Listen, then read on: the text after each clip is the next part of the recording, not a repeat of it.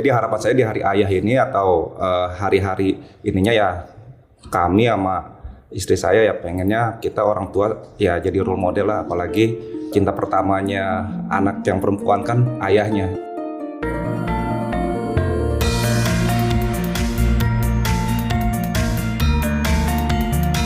Salam Rahayu, jumpa lagi di podcast Rembug Rasa Putri Kedaton.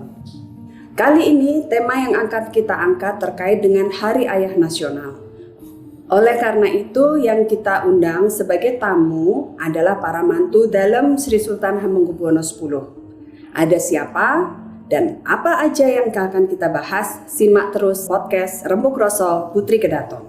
Siang hari ini ada 3 mantu dalam yang hadir pada kesempatan kali ini, yaitu di sebelah saya adalah KPH Wironegoro, suami dari kakak tertua saya yaitu GKR Mangkubumi. KPH Wironegoro ini kita sering panggil dengan sebutan Mas Wiro. Selamat siang Mas Wiro. Selamat siang Jang Kirono. Ya. Lalu berikutnya adalah KPH Notonegoro. Ini adalah suami dari GKR Hayu, adik saya nomor 4. Yang kita sering panggil adalah Noto. Selamat siang. Selamat siang Mbak Ratu. Dan yang terakhir adalah KPH Yutonegoro, yaitu suami dari adik saya yang paling kecil nomor 5 yaitu GKR Bendoro. Yang sering kita panggil dengan Yuto gitu. Selamat siang semuanya. Selamat siang Gusti. Di Indonesia kita kan sering merayakan Hari Ibu ya, yaitu tanggal 22 Desember. Kalau Hari Ayah nampaknya tidak seperti di luar negeri. Ada Father's Day yang di Amerika dan beberapa negara diperingati setiap bulan Juni. Nah, pertanyaannya nih ya kita sambil mengalir santai-santai ya. Misalnya nih ya, ada Hari Ayah di Indonesia.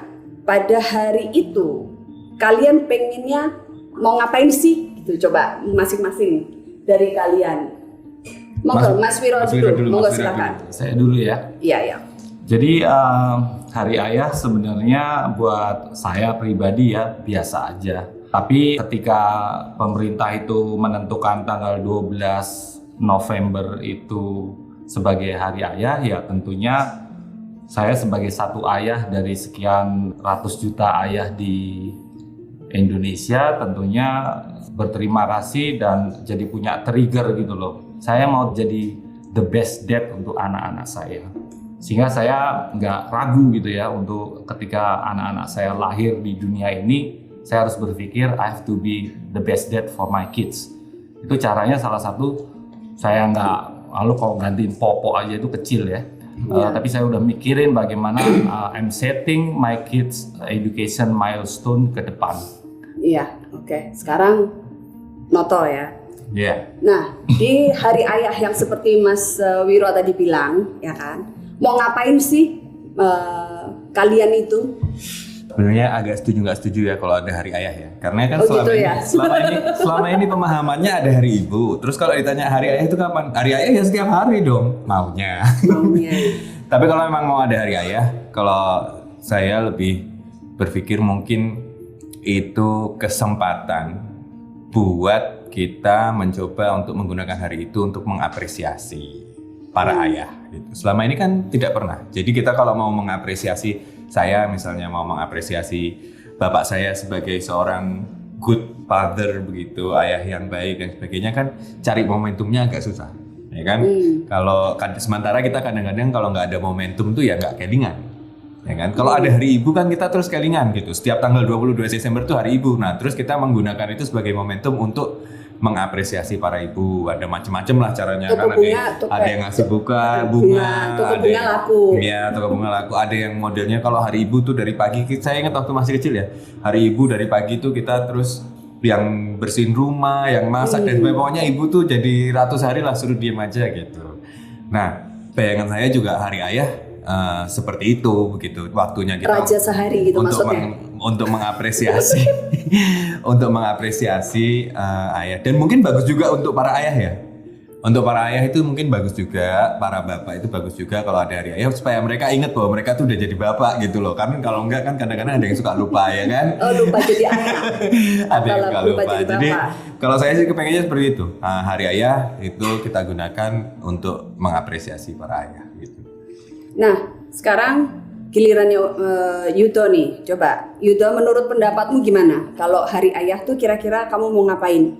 Karena kalau Noto itu kan Suryo anaknya kan masih kecil. Nah, anaknya Yudo dan Bendoro itu kan sudah mulai SD dan yang satu baru umur 2 ya.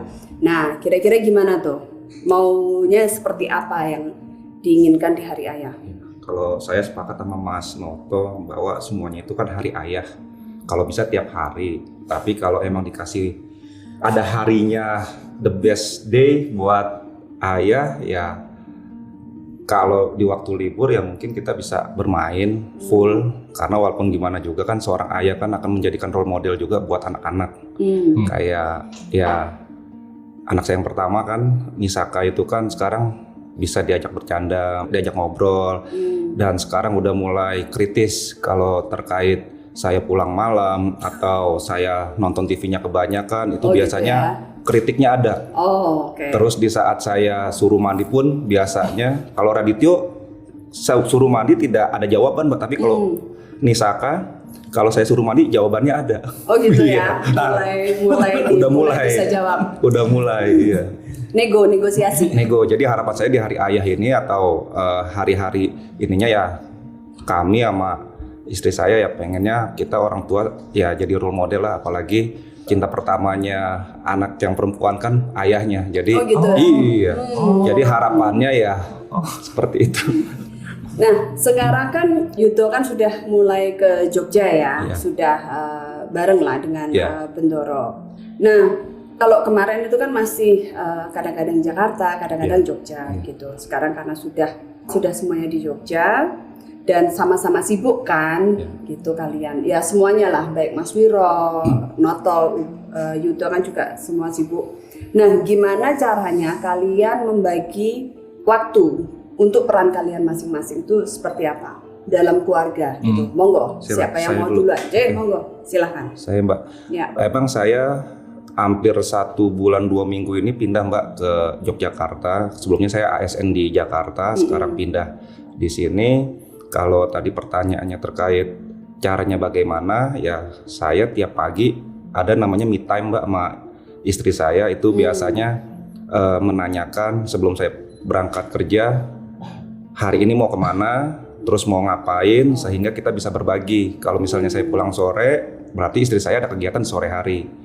Gitu. Kalau malam juga seperti itu. Jadi prinsipnya komunikasi aja sih Mbak. Ya, jadi saling mengerti kegiatan kalian masing-masing. Betul. Ya. Dan itu kita biasanya sebelum berangkat kerja, setelah saya selesai rapi-rapi mau ke kantor, biasanya istri menanyakan mau kemana. Itu Mbak. Oke. Monggo, Mas Wiro apa Noto dulu? Oh ya. Kalau saya kan anak masih kecil. Jadi di satu sisi dia butuh perhatian yang intens gitu karena butuh waktu paling tidak 1-2 jam gitu untuk bisa intens sama-sama kita. Tapi selebihnya itu dia udah ini ya, banyak tidurnya, jadwalnya itu kan tidur, makan gitu, main paling sebentar. Jadi karena anaknya juga masih kecil jadi lebih banyak ini waktu buat kita untuk di luar gitu kan, nggak minta attention terlalu banyak. Jadi bagi-baginya seperti itu aja sih. Terutama karena kesibukan itu saya biasanya mencari waktu itu di sela-sela kesibukan ya. Jadi antara siang sama sore pas jamnya dia bangun gitu. Kadang-kadang kalau misalnya tidak ada acara yang penting juga sekitar jam 1 jamnya dia makan dan jamnya dia bangun tuh saya usahakan untuk pulang ketemu dan ngobrol gitu. Kalau jam ratu biasanya jam 5:30 sampai jam 7 itu jam ratu sama anak. Kadang-kadang kalau saya solo juga saya join jam segitu. Tapi anak sendiri sudah tahu. Jadi jam-jamnya dia main itu biasanya kalau nggak bapaknya, ibunya ada yang meluangkan waktu untuk sama dia. Oke. Mas Wiro? Ya kalau saya sih dari awal sebelum nikah itu saya dibesarkan di sebuah keluarga yang saya punya ibu yang super mom begitu ya. Bapak dari tentara tapi kayaknya ibu yang lebih ini dari bapak gitu ya. Maksudnya adik-adik saya juga perempuan semua. Terus ketika saya menikah dengan Jeng Nurmalita Sari waktu itu, saya memahami Ngerso Dalam dan Gusti Kanjeng Ratu Hemas berputrikan 5 begitu ya. Jadi saya sangat paham dari awal dan saya karakter laki-laki yang senang banget kalau perempuan itu maju. Tanpa saya sebagai suami atau laki-laki itu kehilangan kelaki-lakian saya gitu ya. Sekarang ini kan kita kan di situasi pandemi. Nah, yang saya tahu kan Mas Wiro itu punya 2 anak yang sudah dewasa, gitu. Dua-duanya SMA ya Mas Wiro ya, gitu. Sedangkan Yudo kan juga ada Nisaka yang sudah sekolah di SD ya. SD kelas 1. SD kelas 1. Nah, pastikan punya pengalaman anak-anak school from home. Nah, sebagai ayah nih ya, pernah nggak kalian menjadi guru dari anak-anak yang memang baru pada school from home gitu? Karena yang aku tahu kan Arti kan juga dari Jakarta ya, otomatis kan ini. Nah, coba gimana pengalaman kalian gitu loh? Ya kalau terkait ini kan perdananya Nisaka dan juga baru SD kelas 1 kan Mbak. Ya. Ya paling kalau saya harus mengajarkan Nisaka ya paling di ajaran agama Mbak, agama Islam. Gitu. Itu kadang-kadang kan Nisaka nanya tentang nabi-nabi, kisahnya apa ya. Saya menjelaskan semuanya itu. Terus sekarang juga kan Nisaka saya sudah mengajarkan sholat juga Mbak. Setiap subuh tuh Nisaka selalu kalau malamnya tuh selalu menginformasikan, Bi kalau bisa pagi-pagi bangunin jam 5 kita sholat bareng. Terus maghrib juga seperti itu. Dan kalau zuhur, kalau terkait saya tidak ada kegiatan di kantor, saya kadang-kadang pulang Mbak untuk sekedar sholat zuhur juga sama Nisaka, iya. Terus doa-doa juga kayak doa orang tua, doa makan itu tetap saya pelajari ke Nisaka seperti itu Mbak. Oke. Pernah misalnya ini, kalau yang aku tahu kan pasti kan ada tingkat stres tersendiri ya. Mengajarkan anak school from home gitu loh kan, yang males lah, yang mungkin banyak orang tua yang ada stres tersendiri lah gitu. Nah itu dirasakan nggak sama Mas Wiro sama Yudo? Kalau stres gini ya Mbak, kan saya juga orangnya easy going juga. Jadi kalau misalnya Nisaka nangis segala macem, malah saya guyonin Mbak, saya bercandain. Jadi malah dia yang stres. Oh malah kebalik ya? Oke. Jadi, berarti dia lebih baik, aku lebih baik ke sekolah daripada diajarin sama bapaknya gitu kan ya? Jadi kalau dia nggak mood segala macem ya mungkin ya saya guyonin aja, saya ajak enjoy ya pada intinya. Setelah itu baru kita buka buku lagi Mbak. Jadi ada trik-trik tersendiri. Iya. Gitu. Kalau Mas Wiro gimana Mas? Ya kalau saya ngutip ini ya, pernah Ngerso Dalam tuh menyampaikan ke saya begini, Mas, Mangkubumi itu bukan hanya milikmu aja, titik, nggak pakai koma. Ya sudah, saya harus paham dan I'll be love to face it gitu kan. Nah ketika tadi pertanyaannya study from home, itu gini, anak-anak saya kebetulan mungkin sudah besar-besar dan kok ya memahami begitu loh ya, bahwa bapaknya ini juga bukan hanya bapaknya untuk anak-anaknya sendiri gitu loh, sehingga saya juga harus memikirkan ribuan murid gitu ya yang di pandemi ini menghadapi obstacles belajar secara daring. Itu macam-macam kan masalahnya, juga dari orang tuanya juga macam-macam. Dan saya bekerja keras untuk formula itu kayaknya berhasil. Saya punya teori baru, teachers teach from school, students study from home, ya pembelajaran daring itu dedicated internet for dedicated teachers and staff dan sebagainya. Sehingga Jeng Mangkubumi itu juga berperan, artinya saya nggak mungkin punya waktu, Jeng Mangkubumi punya waktu ketika harus membantu anak saya yang pertama membedah tentang Newton teori atau chemistry dan sebagainya. Yang kimia, yang kira-kira yang berat-berat itu Jeng Mangkubumi juga memilihkan guru-guru les yang ini dan sebagainya. Tapi yang saya hargai dari anak-anak saya itu mengejar IB International Baccalaureate yang dikejar artis sekarang di sekolahnya di Jakarta itu bukan sesuatu yang mudah. Apa yang dilakukan Drastia di sekolahnya di SMA sekarang tentang akademisnya itu yang nggak mudah. Dan saya tuh isinya cuma bersyukur karena saya nggak sepintar mereka waktu SMA. Dan mereka doing well dan terima kasihnya ke anak-anak saya cuma itu, mereka nggak demanding, Bapak tungguin ini dong, Bapak tungguin ini. Mereka bisa ngatur, mereka bisa dengan ibunya. Jadi mereka dewasa ya. Yang saya terharu tuh mereka nyadarin Bapak urus aja itu, banyak dia tahu karena sosmed zaman sekarang gitu loh. Banyak anak-anak yang susah, baik kuotanya, baik orang tuanya stres terhadap pembelajaran di rumah pandemi ini, guru-gurunya dan sebagainya. Dan saya senang anak-anak saya bisa memahami itu dan mereka mampu. Ini kan tadi Mas Wiro kan bicara bahwa Arti itu kan tidak sekolah di Jogja tapi di Jakarta ya, di sekolah salah satu sekolah internasional di Jakarta. Nah, gimana cara menjaga komunikasi antara Mas Wiro dengan Arti dan Mbak Mangku juga gitu loh? Karena bagaimanapun juga kan komunikasi antar orang tua dan anak itu sangat penting ya Mas. Ya, saya sadar gitu, hidup bersyukurlah punya keluarga komplit, bahagia di sisi saya, di sisi istri saya dan sebagainya. Saya terima kasih juga untuk tante-tantenya, tentu Eyang Bu, GKR Hemas juga berperan sangat ini dan sebagainya. Kangen gitu ya, ada FaceTime, ada online dan sebagainya. Dan masalah soal itu. Gitu ya. Dan kalau di Jakarta sih ya malah saya seneng kalau saya nengokin kan saya jadi bisa come back to my childhood era gitu loh. Dan sebagainya. Tapi yang tadi Kirono itu penting bahwa setahan apa kita punya endurance berapa lama ngadepin pandemi ini dalam konteks parenting anak. Oke, anak saya yang namanya Arti sama Drastia itu 8 bulan itu di kamar, pagi bangun, ngadepin komputernya, daring, sore makan, malam tidur, paginya begitu 8 bulan. That's why seminggu yang lalu saya putuskan, Mbak Arti, kamu sama ibu, kamu ke Jakarta aja. Karena dia sudah terlihat jenuh.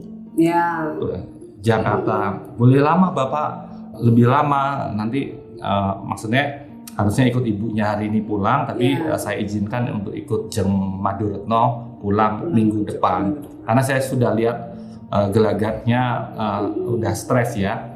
Jadi kita kalau bertiga di rumah itu cemberut-cemberutan. Saking lamanya ya Mas? Nah, 9 bulan. Kalau kita nggak punya ketahanan dan bisa ngatur itu, I don't think keluarga itu bisa berhasil menghadapi pandemi ini. Oke. Nah, kalau Yudo itu kan anaknya masih kecil ya.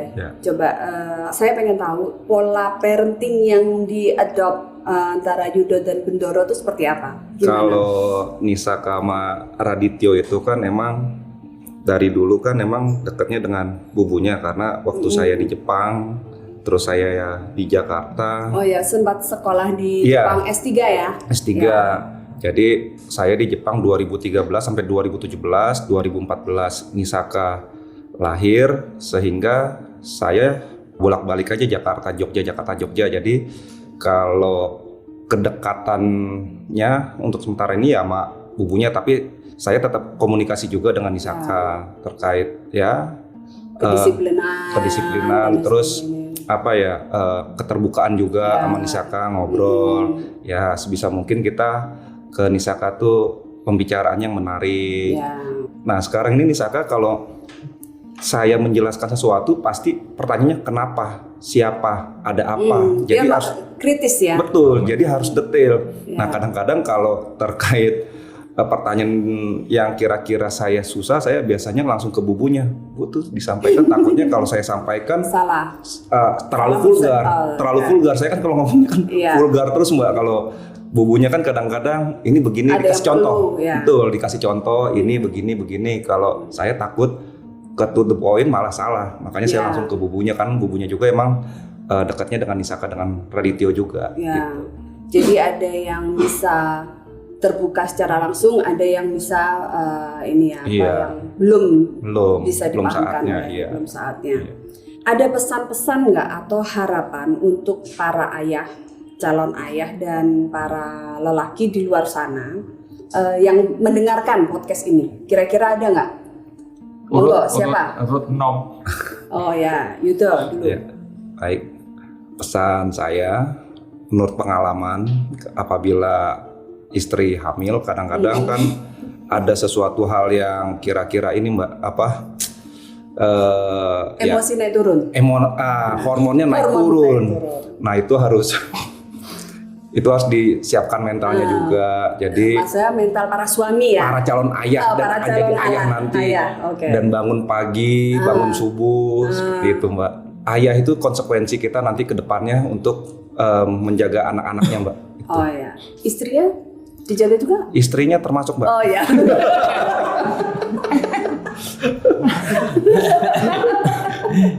Ya. Oke. Naik berikutnya siapa? Aku. Ya.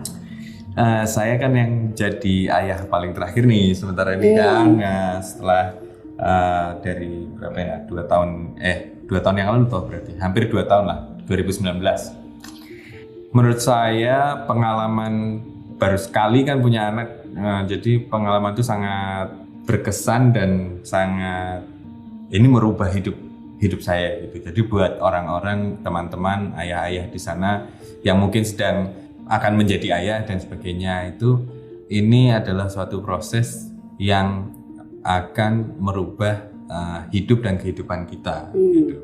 Karena menjadi ayah itu memberikan rasa senang, kebahagiaan yang luar biasa gitu kan buat si ayah. Tapi tentu saja kalau itu adalah suatu reward ya. Jadi kalau kita bilang menjadi ayah atau diparingi putra itu kan suatu keanugerahan yang luar biasa. Kalau itu adalah suatu anugerah, tentu saja disertai dengan kewajiban-kewajiban kan gitu. Nah, kewajiban-kewajiban ini juga baru ada pada saat kita sudah menjadi ayah kan gitu. Nah, ini yang menurut saya masih berusaha menyesuaikan diri.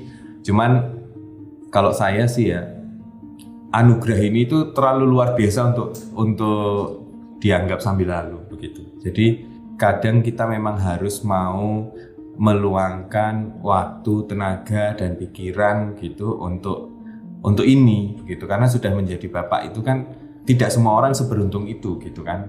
Tidak semua orang, kalau kita yang sudah beruntung diparingi putra kok tidak mensyukuri ini dengan sebaik-baiknya, itu kan eman-eman sekali gitu.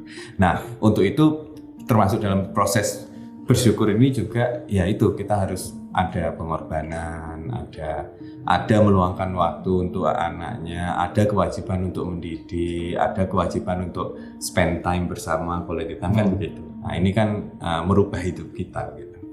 Ya. Mas Wiro? Saya ya. Jadi karena memang mau ada hari ayah yang 12 November itu berarti ini kan penting gitu ya. Artinya tadi saya di awal bagaimana seorang ayah itu bisa berkontribusi lebih beyond dan nggak malu lah tukeran bersihin rumah istri ini, fleksibel aja gitu. Anak juga dididik tidak pada konsep bahwa selalu pada pembagian tugas laki-laki dan perempuan gitu ya. Standar banget gitu loh. Terus kadang-kadang ya itu yang harus kita perjuangkan. Oke. Terima kasih, ini udah panjang lebar ya. Seru banget, Seru banget ini siang hari ini kita ngobrol dari masalah budaya, parenting dan lain sebagainya. Ya, semoga apa yang sudah disampaikan dalam podcast kali ini bisa menjadi manfaat tersendiri oleh teman-teman yang di luar sana yang akan menjadi calon ayah dan yang sudah menjadi ayah ataupun yang akan masuk dalam kehidupan keluarga. Ya, terima kasih. Ini para mantu dalam ini sangat menginspirasi. Kita senang juga. Ya. Ini ajang curhat sih buat kita sebenarnya. Matur nuwun Mas Wiro, Noto dan Yudo yang saat ini hadir dan berbagi dalam edisi spesial Hari Ayah Nasional. Dengan demikian, podcast Rembuk Rasa Putri Kedaton kali ini kita akhiri cukup sekian. Sampai jumpa pada episode selanjutnya. Bareng!